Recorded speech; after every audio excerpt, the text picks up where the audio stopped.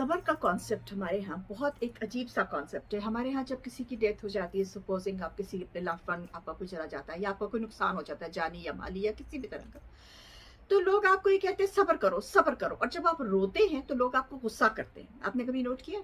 लोग आपको गुस्सा करते हैं, मत रो, सबर करो, अपना ईमान स्ट्रांग करो, सबर करो। Let's discuss this sabr and why people say that. अस्सलाम वालेकुम जर्मन परदेसी विद सोसाइटी टॉक्स।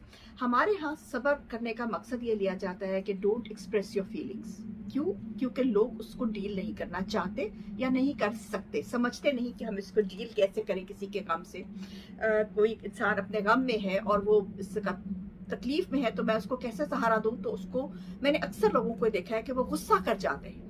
सब्र करो, मुसलमान बनो, इस्लाम अपना मजहब जो है वो मजबूत करो, इस्लाम मजबूत करो, सब्र करो। सब्र का ये मतलब नहीं है। सब्र जो है वो आपको देखिए हजरत याकूब अलैहिस्सलाम से जब हजरत यूसुफ अलैहिस्सलाम को छीन लिया गया, उनके बेटों ने उनको जब डाल दिया था कुएं में और वो फिर मिस्र चले गए, तो हजरत याकूब को तो इस बात का पता नहीं था, लेकिन उनको अल्लाह की तरफ से इतनी तसल्ली थी कि ही इज अलाइव।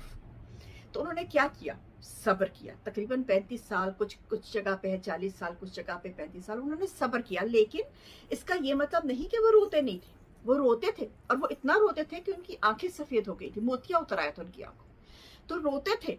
रोने का ये मतलब नहीं है कि आप सब्र नहीं कर रहे, आप सब्र कीजिए, लेकिन दिल तो दुखता है ना इंसान का। तो हमारे यहाँ पे मैंने कुछ पॉइंट्स लिखे हैं सब्र के बारे में। मुझसे पिछले दिनों किसी ने सवाल किया था। हमारी सबसे बड़ी प्रॉब्लम ये है कि हमें सब्र जो है वो सिखाया ये जाता है कि सब्र का मतलब डिस्टॉर्टेड है। हमें समझाया ये जाता है डरा के, मजहब से, और हमें जो है ना let's just put it in words. Sabr is suppressing that angry voice in you. ठीक है, जो आपको शैतान आपके दिमाग में एंग्री वॉइस डालता है कि अल्लाह ने तुमसे ज्यादती कर दी, अल्लाह ने ऐसा क्यों किया।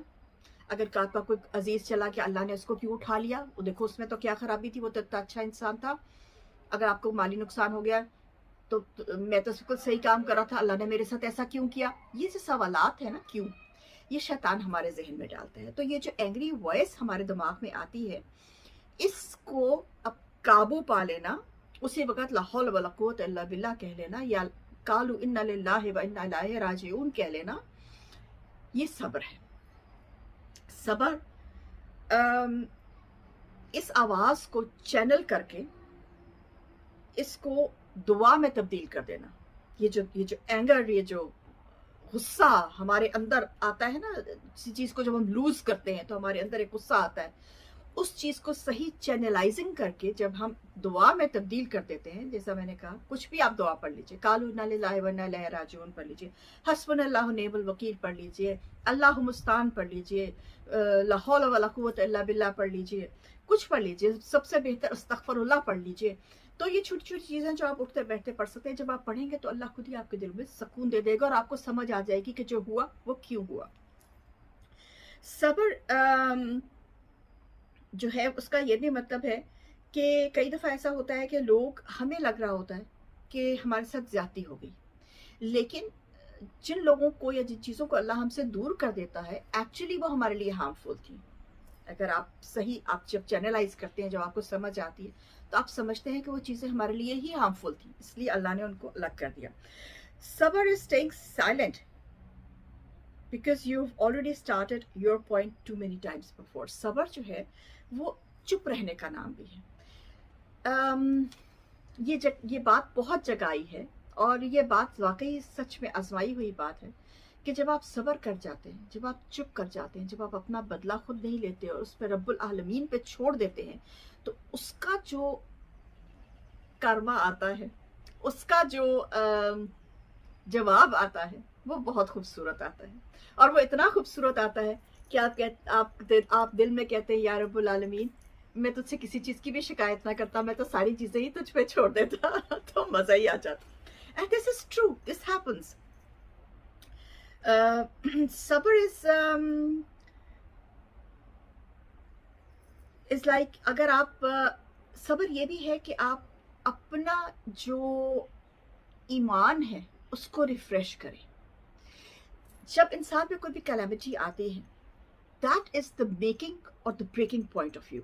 उस वक्त आप या अपने ईमान को बना सकते हैं या आप अपने ईमान को टोटली लूज कर सकते हैं। तो ये बहुत देखने की बात है कि ये हमारे सब्र में शामिल होता है।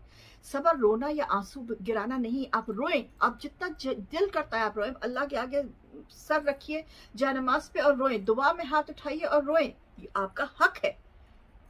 वो सब्र में नहीं है। सब्र ये है कि साथ साथ अपना यहाँ पे ईमान मजबूत कीजिए। सिर्फ अल्लाह के आगे रोएं, ये भी सब्र है।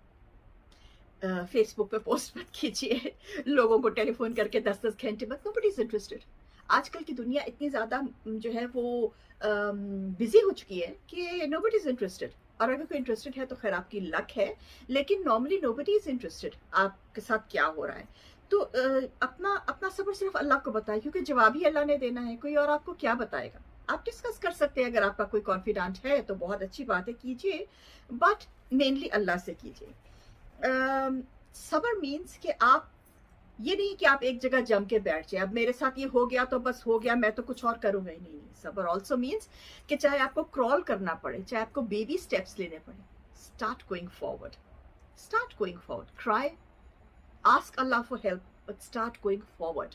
ठीक है, इसलिए क्योंकि अल्लाह जो है वो पेशेंट लोगों को बहुत प्यार करता है।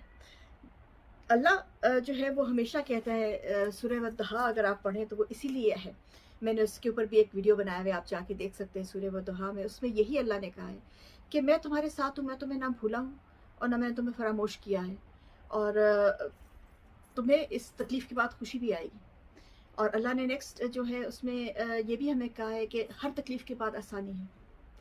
तो ये हमें जगह जगह अल्लाह जो है वो ये बातें करता है। कुरान पढ़िए, कुरान जितना पढ़ते हैं, जितना तर्जुमे के साथ आप पढ़ेंगे, उतना आपको अल्लाह के साथ प्यार होता जाएगा।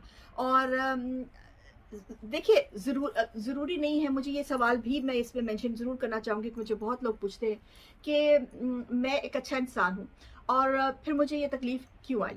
और देखिए, बात छोटी सी मैं आपको जाते जाते इतना ज़रूर समझाना चाहती हूँ कि इस्लाम, मैं मुसलमान हूँ तो मुझ पर तकलीफ़ क्यों आई।